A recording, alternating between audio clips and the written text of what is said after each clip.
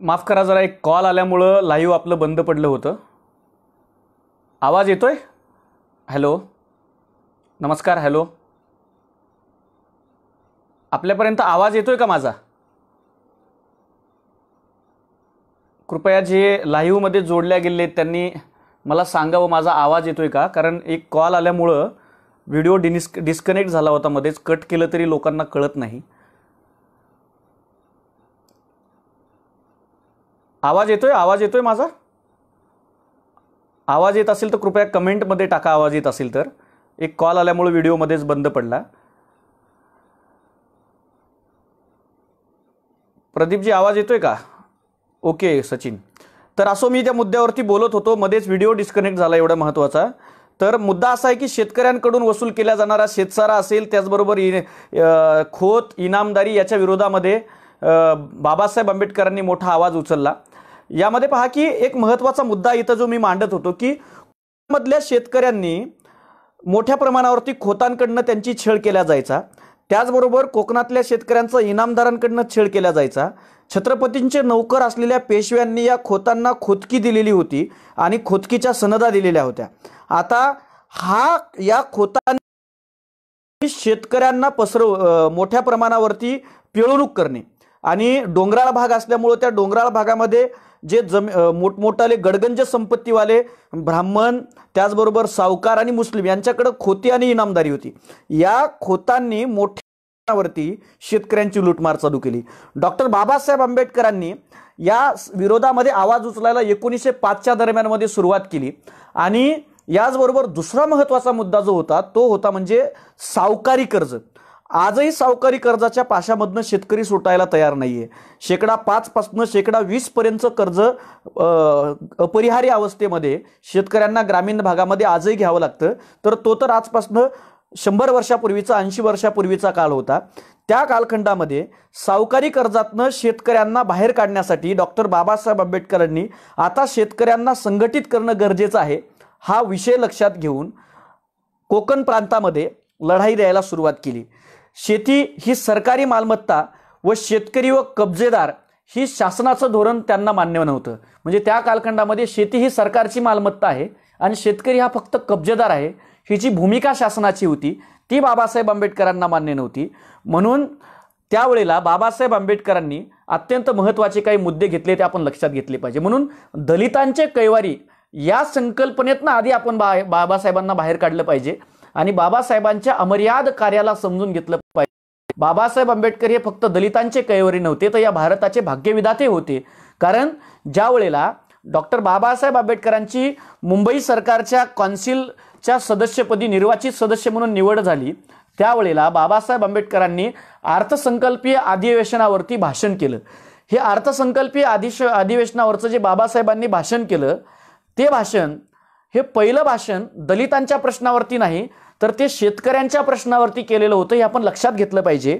27 February 1927 रोजी केलेल्या या भाषणामध्ये डॉक्टर बाबासाहेब आंबेडकर विधिमंडळामध्ये म्हणतात की शेतकरी जगला पाहिजे आणि शेतकरी जगायचा असेल तर अल्पभूधारक शेतकऱ्यांना शेतसारा माफ केला पाहिजे. दुष्काळ, महामारी, त्याचबरोबर ओला दुष्काळ, कोरडा दुष्काळ अशा कालावधीमध्ये शेतकऱ्याला शासनानं मदत केली पाहिजे. ही भूमिका 27 फेब्रुवारी 1927 रोजी बाबासाहेबांनी अर्थसंकल्पाच्या केलेल्या पहिल्या भाषणामध्ये मांडली.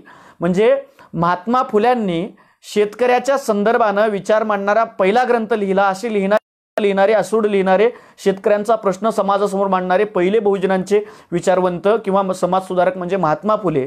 तर विधिमंडळामध्ये असं भाषण पहिल्यांदा करणारे महापुरुष म्हणजे बाबासाहेब आंबेडकर, हा विचार आपण अगोदर समजून घेतला पाहिजे. त्यानंतर या दलितावरील नाही तर शेतकऱ्यावरील भाषण बाबासाहेबांचं सगळीकडे पसरलं. त्यानंतर जमीनदार, सावकार, खोत यांच्या विरोधामध्ये 1905 सालापासून शेतकऱ्यांना संघटित करायला डॉक्टर बाबासाहेब आंबेडकरांनी सुरुवात केलं. आता पहा की जो हा कोकणातला जो भाग होता, या भागाला बाबासाहेब आंबेडकरांनी संघटित केलं आणि त्यासाठी कोकण प्रांत शेतकरी संघाची स्थापना करण्यात आली. कोकण प्रांत शेतकरी संघाची स्थापना झाली कोकणामध्ये. आणि पुढच्या काळात बाबासाहेबांच्या सोबत म्हणजे महात्मा फुले, महर्षी विठ्ठलरामजी शिंदे यांचा प्रभाव त्या चळवळीवरती होता आणि डॉक्टर बाबासाहेब आंबेडकरांचं त्यामध्ये असलेला सहभाग महात्मा फुले आणि वीरा शिंदेंचा प्रभाव आणि डॉक्टर बाबासाहेबांचा सहभाग त्याच्यामध्ये वाढला आणि म्हणून तिथं अनेक नेते तयार झाले आणि त्यांनी ही शेतकऱ्यांची चळवळ एका उच्च कोटीच्या लढ्यापर्यंत नेऊन पोहोचवली. आता पहा की मग यामध्ये नेमकं कोण होतं, तर बाबासाहेबांच्या सोबत नारायण नागू पाटील, नाना पाटील असं म्हटलं जायचं, म्हणजे क्रांतिसिंह वेगळे आणि ते वेगळे. तर हे नारायण नागू पाटील, त्यानंतर भाई अनंतराव चित्रे, त्याचनंतर सुरबा नाना चिटणीस, शामराव परुळेकर इत्यादी मान्यवरांनी या शेतकरी लढ्याचं कोकणामध्ये नेतृत्व केलं. खोत आणि इनामदारीच्या, विशेष करून खोतांच्या विरोधामध्ये हा लढा होता. खोत आणि सामान्य शेतकरी, शोषणकर्ता आणि शोषक असा हा लढा होता आणि याचं नेतृत्व बाबासाहेब आंबेडकरांनी केलं. खोती पद्धतीविरुद्ध रायगड आणि रत्नागिरी जिल्ह्यातील शेतकऱ्यांनी त्यावेळेला खूप मोठा लढा दिला आणि विशेष करून वढाव, वाशी हे तालुका पेणमधले हे 2 गावं या ठिकाणी सभा झाल्या. त्याचबरोबर पोलादपूर, चिपळूण, मानगाव, महाड, खेड इत्यादी ठिकाणावरती येथे 1905 ते 1931 तर बाबासाहेब आंबेडकरांनी भरगच्च सभा घेतल्या. इथल्या अज्ञान आणि अंधकारामधल्या शेतकऱ्यांना जगाचं आणि शेतीचं अर्थशास्त्र बाबासाहेबांनी समजून सांगितलं, जे आजही शेतकऱ्यांना हे अर्थशास्त्र समजून सांगणं गरजेचं आहे. कारण बाबासाहेबांनी शेतीकडे उद्योग म्हणून पहा ही दृष्टिकोन आणि विचार बाबासाहेब आंबेडकरांनी मांडलेला होता. आणि मग खोती पद्धतीविरुद्ध मोठ्या प्रमाणावरती लढा तिथं उभा राहिला. त्याचबरोबर मानगाव, महाड इथं मोठमोठ्या सभा झाल्या. यामध्ये डॉक्टर बाबासाहेब आंबेडकर, नाना पाटील, भाई चित्रे, शिके बोले, टिपणीस, परुळेकर इत्यादी नेत्यांनी याचं नेतृत्व केलं. प्रचंड मेहनत केली आणि इंग्रजांनी या शेतकरी संघावरती बंदी घातली. आता इंग्रजांनी या शेतकरी संघावरती बंदी घातल्यावरती जगातील एकमेव प्रदीर्घ मोठा शेतकऱ्यांचा संप सुरुवात झाला. म्हणजे मला वाटत नाही की जगामध्ये एवढा मोठा शेतकरी संप अगोदर झाला असेल. 7 वर्ष तब्बल बाबासाहेब आंबेडकरांनी शेतकऱ्याचा संप चालवला. तो मुद्दा असा होता की सावकारांच्या जमिनी कोणत्याही परिस्थितीमध्ये शेतकऱ्यांनी हाकायच्या नाही किंवा कसायच्या नाही, स्वतःच्या जमिनी कसायच्या. हा संप 1933 साली 27 ऑक्टोबर 1933 साली चारी या तालुका अलिबागमध्ये चारी नावाचे गाव आहे रायगड जिल्ह्यामध्ये, त्या चारी या ठिकाणावरती हा चारी संप सुरुवात झाला. 27 ऑक्टोबर 1933 ते 1939 असा तब्बल 7 वर्ष डॉक्टर बाबासाहेब आंबेडकरांनी हा शेतकऱ्यांचा संप चालवला. आणि या शेतकरी संपामधनं खोती पद्धत पूर्ण उपटून फेकून दिली, इनामदारी पद्धत उपटून फेकून दिली, सावकारी पद्धतीच्या विरोधामध्ये कायदा करणारे अनेक तरतुदी बाबासाहेब आंबेडकरांनी त्या ठिकाणावरती मांडल्या. आणि या सगळ्यांचा परिणाम असा झाला की यासाठी अनेक मोठमोठ्या शेतकरी परिषदा या प्रांतामध्ये होऊ लागल्या. 1934 साली मोठी शेतकरी परिषद झाली. भाई अनंतराव चित्रे यांच्या अध्यक्षतेखाली बाबासाहेब आंबेडकरांना तिथं प्रमुख पाहुणे म्हणून बोलवण्यात आलेलं होतं. अनेक ठिकाणावरती बाबासाहेबांचे शेतकऱ्यांनी अक्षरशः मिरवणुकी काढून स्वागत केलं. आणि शेतकरी म्हणजे फक्त दलितांचे शेतकरी नव्हते, तर शेतकरी हा सगळ्या वर्गातला होता. कोकणामधला मग तिथला मग दलित शेतकरी असेल, अस्पृश्य शेतकरी असेल, तिथला कोळी असेल, हे सगळे शेतकरी बाबासाहेबांच्या सोबत जात धर्माचे भेदी विसरून हक्कासाठी एकत्रित उभे राहिले. आणि बाबासाहेबांचं हे सगळ्यात मोठं यश होतं की जाती धर्माच्या पलीकडे जाऊन बाबासाहेबांनी शेतकऱ्यांचं एक मोठं संघटन निर्माण केलं. आणि मग यामध्ये 10 जानेवारी 1938 रोजी मुंबई कौन्सिलच्या असेंब्लीवरती बाबासाहेब आंबेडकरांनी 25,000 शेतकऱ्यांचा मोठा मोर्चा नेला 10 जानेवारी 1938 रोजी. आणि या मोर्चामध्ये सावकार विरोधात अनेक शेतकरी एकत्रित आले. बाबासाहेब आंबेडकरांचा विजय असो, शेतकरी संघाचा विजय असो, अशा मोठमोठ्या घोषणांनी मुंबई सगळी त्या ठिकाणावरती दणाणून गेली. आणि त्यामुळे या शेतकऱ्यांसाठी सरकारला आझाद मैदानावरती यावं लागलं. नामदार खेर यांना शिष्टमंडळानं निवेदन दिलं आणि याचा परिणाम असा झाला की खोती पद्धतीच्या विरोधामध्ये शासनानं निर्णय घेण्यासाठी मोरारजी देसाई यांच्या अध्यक्षतेखाली एक समिती नेमली आणि शेतकऱ्यांना न्याय दिला.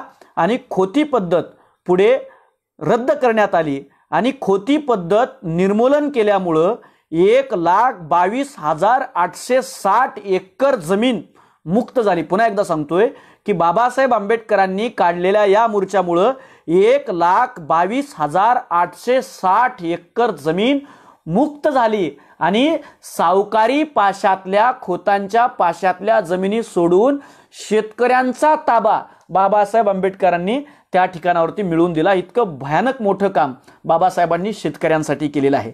आता पहा की या शेतकऱ्यांच्या मोर्चाच्या संदर्भानं जो निवेदन देण्यात आलं त्यामध्ये 4 प्रमुख मागण्या आणि 13 तातडीच्या मागण्या करण्यात आलेल्या होत्या। तर यामध्ये बाबासाहेबांनी भाषण केलं। त्या भाषणामध्ये बाबासाहेब आंबेडकर म्हणतात की शेतकऱ्यांनी जाती धर्माचे भेद विसरून एकत्रित आलं पाहिजे। पुढे बाबासाहेब आंबेडकर आवाहन करतात, तो मी पॅरेग्राफ तुम्हाला बाबासाहेबांच्या भाषणाचा वाचून दाखवतो।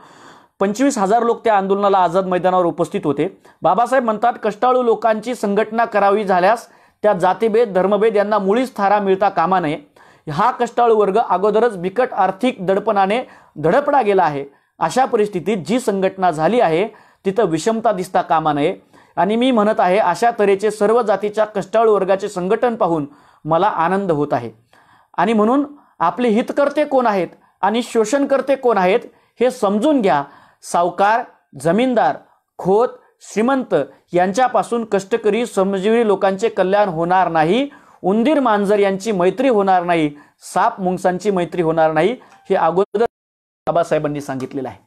बाबासाहेबांनी अत्यंत सोप्या भाषेत सांगितलं की आपले मित्र कोण आहेत आणि शत्रू कोण आहेत हे अगोदर समजून घ्या, हे बाबासाहेबांनी सांगितलं। आणि 4 महत्त्वाच्या मागण्या आणि 13 तातडीच्या मागण्या ठेवल्या। त्या 4 पहिल्या मागण्या अशा होत्या ज्या सरकारकडे मूल स्वरूपामध्ये मागितल्या। पहिली मागणी होती की जमिनीची प्रत्यक्ष मशागत करणाऱ्यालाच जमिनीचे फळ मिळालं पाहिजे, म्हणजे कसेल त्याची जमीन। पुढे त्याच धर्तीवरती कुळ कायदा आला। खोत इनामदारांमध्ये मध्यस्थ न ठेवता शेतकऱ्यांच्या हिताची व्यवस्था करावी आणि त्यांना न्याय द्यावा। नंबर 3, शेतकऱ्यांवर कर लावण्यापूर्वी जमीन कसणाऱ्या शेतकऱ्यांच्या चरितार्थाची योग्य सोय शासनाने केली पाहिजे। आणि नंबर 4, शेतकऱ्यांना किमान मजुरी देण्याची शासनाने कायदा करून मूलभूत सोय करावी, ही मागणी यामध्ये करण्यात आली। आणि यामधून अत्यंत महत्त्वाच्या सुधारणा शेतकऱ्यांच्या संदर्भाने झाल्या आणि तातडीच्या मागण्यांमध्ये सुद्धा अनेक महत्त्वाच्या मागण्या बाबासाहेबांनी केल्या की शेतकऱ्यांचा शेतसारा माफ करावा, त्याचबरोबर ज्यांचा बाजारामध्ये भाव मिळत नसेल किंवा शेतमालाला भाव मिळत नसेल, हमी भाव ही संकल्पनाच नव्हती, शेतमालाला भाव मिळत नसेल तर शेतसारा माफ केला जावा, अशा संकल्पना डॉक्टर बाबासाहेब आंबेडकरांनी त्या कालखंडामध्ये मागू केल्या। त्याचबरोबर खेड्यापर्यंत चराई राणे, कुरणे हे शेतकऱ्यांच्या मालकीची असावीत। दुभत्या जनावरांवरती त्या शेतकऱ्यांना जो कर घेतला जातोय तो माफ केला जावा, दुभत्या जनावरांसाठी पैसे दिले जावेत, शेतकऱ्यांना कर्ज दिले जावेत, अशा अनेक भरमसाठ मागण्या या आंदोलनामध्ये बाबासाहेब आंबेडकरांनी केल्या। आणि पर्यायाने पुढे शेतीच्या वहिवाटीसाठी मोरारजी देसाई समितीने ही मान्य केलं आणि खोटी पद्धत रद्द करण्यात आली, हे त्याचं यश होतं। बाबासाहेब आंबेडकर 1938 साली चिपळूण येथे झालेल्या या चारी संपाच्या शेवटच्या भाषणामध्ये असं म्हणतात की मला तुमच्यापैकी पंतप्रधान झालेला पाहायचा आहे। मला सगळ्यांना पुन्हा एकदा हे वाक्य सांगायचंय। बाबासाहेब म्हणाले, शेतकऱ्यांना उद्देशून 25,000 शेतकरी पुढे बसलेले होते आझाद मैदानावरती आणि 16 मे 1938चं हे भाषण आहे, तुम्ही पाहू शकता। 38च्या भाषणामध्ये बाबासाहेब म्हणाले 25,000 शेतकऱ्यांच्या पुढे की मला तुमच्यापैकी एक आणि 20% वर्ग, मुठभर वर्ग, पांढरपेशा वर्ग, इथले 80% कसणाऱ्या आणि जगवणाऱ्या वर्गावरती अधिराज्य गाजवतोय, तर त्या पांढरपेशा वर्गाला खाली तुडवून वरती आलेलं मला पाहायचंय। शेतकऱ्यांनी भाकाड न राहता तुमच्यावरती एखादा खोत काठी घेऊन येत असेल तर त्याचं डोकं फोडण्यासाठी तुम्ही पुढे येऊन तुमचा संघर्ष करून अन्यायाला वाचा फोडली पाहिजे, हे बाबासाहेब आंबेडकरांनी त्या परिषदेमध्ये सांगितलं। आणि शेतकऱ्यांच्या अंगामध्ये प्रचंड प्रेरणा आली आणि शेतकऱ्यांनी पुढे स्वतःची ही संघटना अशाच पद्धतीनं चालू ठेवली। आणि याचा परिणाम म्हणून असा झाला की बाबासाहेबांनी नुसतं आंदोलनच केलं नाही, आजच्या कालखंडामध्ये नुसती आंदोलनं करून चालणार नाही, या चळवळीतनं समजून घेतलं पाहिजे की बाबासाहेबांनी सांगितलं की रस्त्यावरती शेतकऱ्यांनी लढलं पाहिजे, पण त्याचबरोबर शेतकऱ्यांचे प्रतिनिधी हे विधानसभेमध्ये आणि लोकसभेमध्ये गेले पाहिजे आणि त्या प्रतिनिधींनी सत्तेत आल्यावरती शेतकऱ्यांचं हित विसरून प्रस्थापित न होता शेतकऱ्यांच्या प्रश्नांवरती तिथं आवाज उचलला पाहिजे. याचं उदाहरण म्हणून बाबासाहेबांनी हा मोर्चा काढला, पण विधानसभेमध्ये काय केलं हे तुम्हाला सांगतो. विधेयक मुंबई विधिमंडळ आंबेडकरांनी 10/1927 रोजी मांडलं. त्यानंतर वहितीसाठी असणाऱ्या जमिनीचा कस कमी होत असून उत्पादकता घटली आहे याची चिंता मुंबई विधिमंडळामध्ये त्यांनी तिथं स्पष्ट केली. त्याचबरोबर लहान धारण क्षेत्र असणाऱ्या शेतकऱ्यांची मालकी कायम ठेवून सहकारी तत्वावर शेती करणे बंधनकारक केली पाहिजे अशी मांडणी बाबासाहेब आंबेडकरांनी केली. आता पहा की आपण सहकारी तत्वावरती शेती करत नाही. अलीकडच्या काळामध्ये आपल्या शेतकऱ्यांची मानसिकता अशी झालेली आहे की नवरा मेला तरी चालेल पण सवत रणकी झाली पाहिजे. पण बाबासाहेबांनी काय सांगितलं, म्हणजे आपल्याला इतरांचं वाटोळं झालं त्याच्यातच आनंद असतो, पण बाबासाहेबांनी काय केलं, सांगितलं की असं न करता शेतकऱ्यांनी एकत्रित येऊन सहकारी तत्वावरती सामुदायिक शेती केली पाहिजे, त्यातनं शेतीत आर्थिक उत्पन्न येईल, ही मांडणी बाबासाहेब आंबेडकरांनी केली. याचं उदाहरण म्हणून MR इंदुशी यांच्या सोशल इन्शुरन्स अँड इंडिया या पुस्तकाला प्रस्तावना लिहिताना बाबासाहेब म्हणतात की ग्रामीण भागातील जनतेच्या स्थितीत सुधारणा होण्यासाठी आणि दुष्काळात आर्थिक संकट कमी करण्यासाठी पीक विमा योजना विकसित व्हावी पाहिजे. म्हणजे आज जी पीक विम्याची योजना आपण राबवतोय ती पीक विम्याची योजनेची संकल्पना बाबासाहेब आंबेडकरांनी 1927 साली मांडलेली होती. म्हणजे काळाच्या पुढे 100 वर्षे पाहणारा माणूस होता. म्हणजे आज त्या पीक विम्याच्या योजना पाहतोय, त्याच्यात अनेक मोठ्या प्रमाणावरती मागच्या पंचवार्षिकमध्ये आपण किती भ्रष्टाचार झालेला आहे ते पाहिले, त्याच्यावरती मला बोलायचं नाहीये. पण पीक विम्याच्या बाबतीमध्ये बाबासाहेबांनी मांडणी केली की पीक विमा शेतकऱ्यांना दिला पाहिजे, जनावरांना चारा दिला पाहिजे, शेतसारा माफ केला पाहिजे, पाण्यावरील कर इत्यादी बाबतीत बाबासाहेब आंबेडकरांनी अत्यंत महत्त्वाची मागणी त्या संदर्भाने केली. म्हणून सामाजिक चळवळीतील सगळ्या माणसांनी, माझ्या सगळ्या सहकाऱ्यांना मला विनंती करायची की बाबासाहेब आंबेडकरांचा हा विचार आपण समजून घेतला आणि दलितांच्या कैवारी या संकल्पनेतनं त्यांना आपण बाहेर काढलं पाहिजे. ह्याच्या पुढे जाऊन बाबासाहेब आंबेडकरांनी शेतमजुराच्या जीवनाची वाट लागलेली आहे हे पण सरकारला दाखवून दिलं. त्याचबरोबर सालगडी असेल, या म्हणजे किती सालगड्यापासून लिखाण बाबासाहेबांनी केलं. आणि पुढे बाबासाहेब असं म्हणतात की केन डेव्हलपमेंटच्या नावाखाली, केन म्हणजे शुगर केन, ऊसाच्या विकासाच्या नावाखाली शेतकऱ्याच्या हातामध्ये ऊसाचं टिपरू दिले आणि जमिनीतला पाण्याचा उपसा इतका चाललाय की आज मोठ्या प्रमाणावरती आमचा शेतकरी पाणी ओल्या दुष्काळानं कमी आणि कोरड्या दुष्काळानंच अधिक जास्त इथला शेतकरी त्रस्त, ही मांडणी बाबासाहेबांनी केली. याचं उदाहरण म्हणून मराठवाडा भाग हा ऊसाच्या शेतीसाठी म्हणजे तिथं करू नये अशी मांडणी अनेक अर्थतज्ञांनी केलेली आहे. त्याच्यावरती मी आता बोलणार नाही, नंतर कधीतरी बोलेल. पण केन डेव्हलपमेंटच्या नावाखाली जे ऊसाचं टिपरू दिलं त्यामुळं जमिनीची पाण्याची पातळी ही खाली गेली आणि पर्यायानं कोरड्या दुष्काळाला आणि 3-3, 4-4 किलोमीटर पिण्याच्या पाण्यासाठी पायपीट आज आमच्या माता भगिनींना करावी लागते. ही मांडणी बाबासाहेब आंबेडकरांनी त्या कालखंडात केली की असं न करता शेतकऱ्यांना पर्यावरण पूरक उत्पादन करून नगदी पिकं घेता आली पाहिजे आणि शेतकऱ्यांना त्याला भाव मिळाला पाहिजे, त्या भावाची हमी शासनानं दिली पाहिजे. ही मांडणी डॉक्टर बाबासाहेब आंबेडकरांनी केली आहे. म्हणून बाबासाहेब आंबेडकर असं म्हणतात की सारी सत्ता संसाधनांच्या हाती आणि सारी संसाधनं सत्तेच्या हाती गेलेली आहेत. म्हणून सामान्य प्रश्नांचे, शेतकऱ्यांचे प्रश्न हे गुंतवणुकीत पडलेले आहेत किंवा अडगळीत पडलेले आहेत. ही मांडणी बाबासाहेबांनी केली. शेवटी बाबासाहेब म्हणतात की शेतकऱ्यांचा आसूड ते शेतकऱ्यांच्या आत्महत्या हा प्रवास थांबवायचा असेल तर शेतकऱ्यांनी एकत्रित येऊन शेती केली पाहिजे, शेतीला उद्योग समजलं पाहिजे आणि जोडधंदे केले पाहिजेत. ही पण मांडणी बाबासाहेबांनी केली. पाण्याच्या संदर्भानं आज जे पाहतोय ते पाण्याच्या संदर्भानं सुद्धा अत्यंत महत्त्वाची मांडणी आणि काम बाबासाहेब आंबेडकरांनी केलेलं आहे, जे आपल्या समोर आलेलं नाही. पंडित जवाहरलाल नेहरू म्हणायचे की देशाचे खरे मंदिरं ही या देशामध्ये बांधल्या जाणारी धरणं आहेत. ही मांडणी पंडित जवाहरलाल नेहरूंनी केलेली होती आणि त्याचं पायाभरणी करण्याचं काम या दोघांनी मिळून केलेलं आहे. पंडित जवाहरलाल नेहरू आणि बाबासाहेब आंबेडकर यांनी मिळून. तुम्ही म्हणाल की हे कशा प्रकारे, त्या मुद्द्यावरती मी पुढे येणारच आहे. पण 1942 ते 46 या कालखंडामध्ये ब्रिटिशांनी जे सरकार स्थापन केलं होतं त्या सरकारमध्ये बाबासाहेब आंबेडकरांकडे बांधकाम खातं होतं, पाटबंधारे खातं होतं आणि ऊर्जा हे 3 खातं आणि कामगार मंत्री म्हणजे मजूर मंत्री होते मजूर, पाटबंधारे, ऊर्जा आणि बांधकाम या खात्याचे मंत्री बाबासाहेब आंबेडकर होते. म्हणून बाबासाहेबांसारख्या अभ्यासू, बुद्धिजीवी आणि समाजाची जाणीव असलेल्या माणसाकडे ही खाती असल्यामुळे पाटबंधारे क्षेत्रामध्ये, सिंचन क्षेत्रामध्ये अत्यंत महत्त्वाचं काम बाबासाहेबांनी केलेलं आहे. नौकानयन झालं पाहिजे, नद्या जोड केला पाहिजे. आज आपण कोल्हापूरचा पूर आल्यामुळं पुराला आपण संकट समजतो, पण बाबासाहेब म्हणतात की पूर हे संकट नाही तर संधी आहे. 1947 साली त्या कालखंडामध्ये तेव्हा सुद्धा अनेक पूर त्यावेळेला आलेले होते, पण बाबासाहेबांनी ते पाहिले आणि बाबासाहेब म्हणाले की हे पूर म्हणजे दामोदर नदीला 43 साली पूर आला होता. बाबासाहेब म्हणाले हे पूर म्हणजे काय, आपल्या समोर आलेलं संकट नाहीये, तर ही संधी आहे. पुराचं पाणी समुद्राला वाहून न जाऊ देता पाटबंधारे निर्माण केले पाहिजे आणि निम्न पातळी आणि उच्च पातळीच्या बंधाऱ्याच्या माध्यमातून शेतकऱ्यांसाठी पाण्याचं सिंचन केलं पाहिजे. ही मांडणी बाबासाहेब आंबेडकरांनी केली. म्हणून देशाचे 1942 ते 46 या कालखंडामध्ये पाटबंधारे मंत्री आणि ऊर्जा मंत्री म्हणून अत्यंत महत्त्वाचं काम केलं. याबद्दल प्रसिद्ध अर्थतज्ञ डॉक्टर सुखदेव थोरात यांनी अत्यंत महत्त्वाचे नोंद त्यांच्या लिखाणामध्ये केलेली आहे.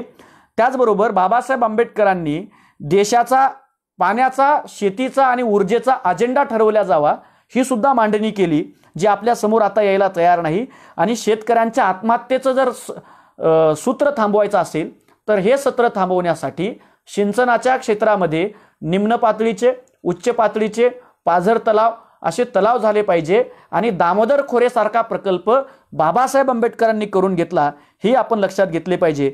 पुढे बाबासाहेब आंबेडकर असं म्हणतात, खेडे आणि शहरे यात अंतर वाढत आहे. एकीकडे भकास उदास खेडी तर दुसरीकडे सुख आणि चंगळवादामध्ये विराजमान असलेला इथला समाज. ही दरी थांबवायची असेल तर सिंचनाशिवाय आपल्याला पर्याय नाही. ही मांडणी बाबासाहेब आंबेडकरांनी केली. डॉक्टर बाबासाहेब आंबेडकरांच्या मते पूर थांबवायचे असतील म्हणजे 43 साली दामोदर नदीला मोठा पूर आला आणि त्या दामोदर नदीला आलेल्या पुरामुळे 70 गावे वाहून गेली.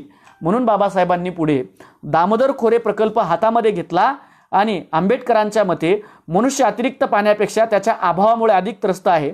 म्हणून जलसंपत्ती या वस्तुस्थितीत बदल करता येत नाही.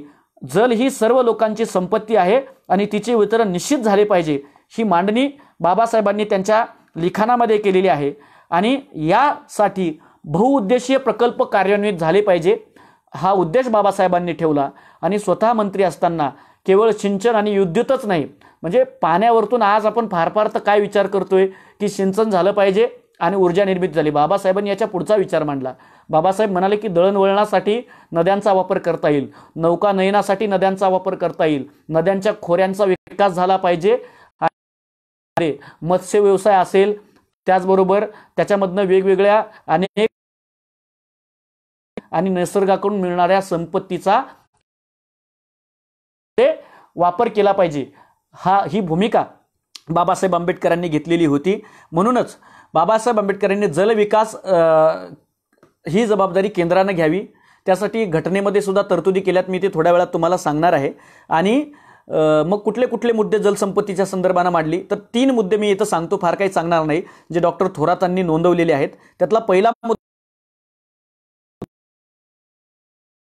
फक्त एका उपयोगासाठी न करता सिंचन, नौकानयन, औद्योगिक आणि घरगुती वापरासाठी जल ऊर्जा विकसित करणे यासाठी झाला पाहिजे.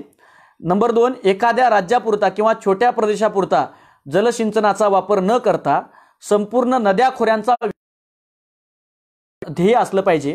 आणि नंबर 3, बहुउद्देशीय प्रकल्प आणि त्यांची सामाजिक, आर्थिक आणि पर्यावरण विकासाच्या उद्दिष्टांची सांगड घालणे हे गरजेचं आहे. ही मांडणी बाबासाहेबांनी केली आणि याच मांडणीतनं पुढे दामोदर खोरेसारखा धाडसी प्रकल्प आला. कारण दामोदर नदीवरतीच 1943 ला पूर आला आणि आजचा जो बंगाल आहे तो बंगाल आणि बिहार इथं मोठ्या प्रमाणावरती त्याचा तडा बसला. अनेक 11,000 परिवार होऊन गेल्याची नोंद इतिहासात. माफ करा, जरा नेटवर्क प्रॉब्लेम येतोय.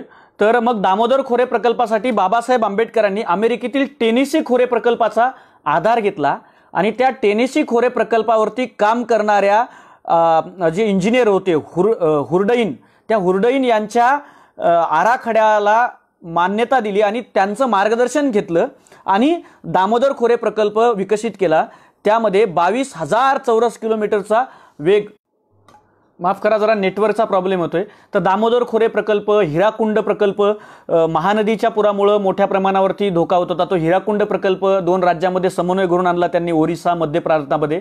त्याचबरोबर पुढे महानदीवरील धरणं उभारली गेली, पंजाबमध्ये छोटी मोठी धरणं बाबासाहेबांच्या नेतृत्वाखाली उभारण्यात आली आणि या मोठे श्रेय आखण्याचं म्हणजे श्रेय हे बाबासाहेबांना जातं। कोशी नदीवरील प्रकल्पाचं सुद्धा नियोजन त्यांनी केलं, झालेलं नाही आणि आता त्याची फळं आपल्याला भोगावी लागतायत भारत पाकिस्तान याच्यामध्ये। पुढे पहिल्या जल आयोगाचे अध्यक्ष डॉक्टर एन खोसला होते, ते असं म्हणतात की हिराकुंड प्रकल्पाची पायाभरणी झाली त्यावेळेला बाबासाहेब आंबेडकर आणि त्याच्या उद्घाटनाला पंडित जवाहरलाल नेहरू उभे होते। तर पंडित जवाहरलाल नेहरूंचं जे वाक्य सांगितलं की देशाची खरी मंदिरं ही धरणं आहेत, तर या धरणांची सुरुवात म्हणजे ते पंडित जवाहरलाल नेहरू आणि बाबासाहेब आंबेडकर या दोघांनी एकत्रित केली याचं उदाहरण आहे आणि याची नोंद या पहिल्या जल आयोगाचे पहिले अध्यक्ष खोसला यांनी केलेली आपल्याला आढळते। पुढे मोठ्या प्रमाणावरती अशीच कामं बाबासाहेबांनी केली। ही शेती संबंधातली कामं आपण समजून घ्यावीत। शेवटच्या मुद्द्याकडे येतो आजच्या या लाईव्हला संपवत असताना, बाबासाहेबांनी नुसतं शेतकऱ्यांचे रस्त्यावरती आंदोलन करून थांबले नाही, विधान भवनामध्ये मांडून ते थांबले नाही, तर बाबासाहेबांनी याचं कायद्यामध्ये रूपांतरण केलं आणि 1935चा जो भारत सरकार कायदा होता त्या सरकार कायद्यामध्ये काही बदल केले आणि त्या कायद्यात बदल करून कलम क्रमांक 262 हे कलम बाबासाहेब आंबेडकरांनी टाकलं आणि कलम क्रमांक 262(1) अनुसार संसदेला कायद्याद्वारे कोणत्याही आंतरराज्यीय नदीच्या किंवा नदी खोऱ्यातील पाण्याचा वापर, वाटप किंवा त्यावरील नियंत्रण अथवा तंटा सोडवण्याचा अधिकार पूर्णतः केंद्राकडे अबाधित ठेवला। त्यानंतर याचाच पुढे फायदा म्हणून या तरतुदीवर आधारित 1956 साली आंतरराज्य जलविवाद कायदा अस्तित्वात आला आणि मला एक मुद्दाम इथं नोंदणी केली पाहिजे की दामोदर खोरे प्रकल्प 4 वर्षात बाबासाहेबांनी मार्गी लावला। आजही अनेक प्रकल्प 50-50 वर्षापासून रखडलेले आहेत, असो त्या मुद्द्यावर आता बोलू नये आपण। त्यानंतर विनिमय विकास झाला पाहिजे आणि यावरती केंद्र शासनाने लक्ष दिलं पाहिजे, ही मांडणी बाबासाहेब आंबेडकरांनी केली आणि घटनेच्या कलम 246 नुसार 7व्या अनुसूचीमध्ये बाबासाहेबांनी नद्या व नद्यांची खोरे याचे विनिमयन आणि विकासासंबंधीचा पूर्ण अधिकार केंद्राला देऊ केला। इतकं प्रचंड मोठं काम बाबासाहेब आंबेडकरांनी शेती आणि सिंचनाच्या क्षेत्रामध्ये केले। हे बाबासाहेब जे म्हणायचे की शेतकऱ्यांनो मालक व्हा, शेतकऱ्यांनो जाती धर्माच्या पलीकडे जाऊन एकत्रित या, शेतकऱ्यांनो तुमचे शत्रू कोण आहेत आणि मित्र कोण आहेत हे समजून घ्या, तुमच्या सोबत इथला भांडवलदार वर्ग थांबणार नाही, तुम्ही एकत्रित येऊन लढा द्या। हे बाबासाहेब आंबेडकर आजच्या विकासासाठी आपल्याला महत्त्वाचे आहेत। बाबासाहेब आंबेडकर हे भारताचे भाग्यविधाते होते। बाबासाहेब आंबेडकरांनी या मांडणीबरोबरच शेतकऱ्यांना संघटित करून शेतकऱ्यांच्या संघटना किती गरजेच्या आहेत हे सांगितलं, पण त्यासाठी लोकप्रतिनिधी पाठवलेही पाहिजेत आणि या संघटना टिकूनही राहिल्या पाहिजेत आणि या शेतकऱ्यांच्या नेत्यांनी स्वतः प्रस्थापितही झालं नाही पाहिजे। ही मांडणी बाबासाहेबांनी केली। हा विचार आपल्या सगळ्यांपर्यंत जावा आणि यातून बाबासाहेबांचे शेतकरी विषयक विचार समजावेत ही अपेक्षा व्यक्त करतो। बाबासाहेब आंबेडकरांनी शेतकऱ्यांनी पंतप्रधान झालं पाहिजे ही अपेक्षा व्यक्त केली होती, म्हणून 80% इथल्या वर्गानं या देशाचा मालक व्हावं हे बाबासाहेबांचं स्वप्न आपण पूर्ण करूयात। हा त्यांच्या जयंतीच्या पूर्वसंध्येला त्यांना विनम्र अभिवादनासह मी आजचं लाईव्ह शेवटाकडे नेतोय। म्हणून दलितांचे कैवारी ही मर्यादित ओळख न ठेवता भारताचे भाग्यविधाते डॉक्टर बाबासाहेब आंबेडकरांना जयंतीच्या निमित्तानं विनम्र अभिवादन त्यांच्या पूर्वसंध्येला करतो। आपल्या सगळ्यांना, माझ्या सगळ्या बांधवांना विनंती करतो की बाबासाहेबांची उद्याची जयंती आपण घरामध्ये पुस्तक वाचून ज्ञानयज्ञ करून साजरी करावी। त्यांच्या समोर एक दिवा लावावा, एक दिवा अंधार दूर करण्यासाठी आणि पुस्तक वाचून ज्ञानाचा दिवा डोक्यातला अंधकार दूर करण्यासाठी लावावा ही अपेक्षा करतो, विनंती आपल्याला करतो। आणि घरी राहा, सुरक्षित राहा, कोरोनाला आपण हरवूया ही विनंती आपल्या समोर करतो आणि थांबतो। जय जिजाऊ, जय भीम, जय शिवराय, जय ज्योती, जय क्रांती, जय हिंद।